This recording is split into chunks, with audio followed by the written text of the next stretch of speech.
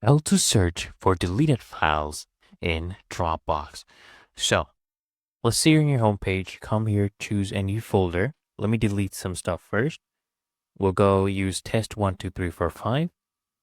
I have a bunch of files right here. I'm just going to click on, you can either click on each and delete them, or you can just come here and click right here. And now I can click on delete. So I can mass delete all these 6 items. Click on delete.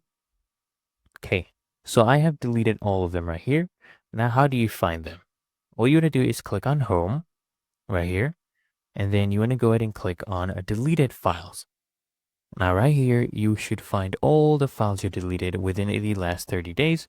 And don't worry, they have not been permanently deleted. If you want to restore them, just go ahead and toggle this check mark and then go ahead and click on restore. Or you could go ahead and delete them permanently as well. It is up to you.